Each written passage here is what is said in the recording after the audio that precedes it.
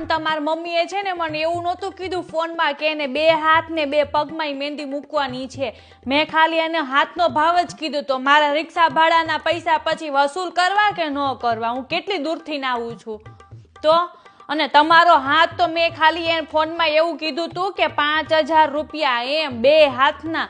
પણ પછી અહીંયા આવી તો મને ખબર પડી કે ભાઈ એને ડબલ એક્સેલ નો સાઈઝ એટલો મોટો હાથ છે. તો હું ક્યારે પહોંચી વળું? એટલે હું 3-4 જણિયુંને લેતા આવી. મારે ઈનું નામ શું લખવાનું છે? ના, અમે લોકો તો છે ને 7 બેન ને 1 ભાઈ. માસી, તમારા નળનને હું મહેંદી મૂકવા ગઈ હતી ને તો તમારા નળનને મેં એવું કીધું તું કે મહેંદી સુકાઈ જાય ને તો ખાંડ વાળું પાણી ચોપડજો. પણ તમારા નળંદે છે ને એ ખાંડ વાળું પાણી બચેલું હતું ને તો બોલો મને એની ચા પીવડાવી. કઈ હાવ એવું થોડુંક કરાય? હે ને એ જ ને. પછી કોઈક આવું કરે તો પછી બીજી વાર આપણે મહેંદી મૂકવાય ન જઈએ.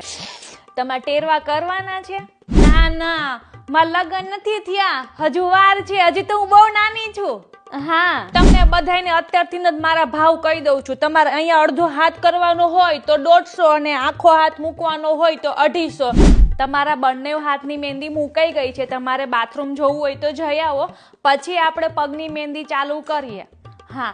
ના માસી, હું જમીનો જ આવી છું. ના, મારે નથી ખાવું. ના, અમારા આખા ઘરમાં મને એકને જ મહેંદી મૂકતા આવડે છે. તમારો મોઢા પરનો ગ્લો જ બતાડી દે છે કે તમને બહુ પ્રેમ કરતા હશે.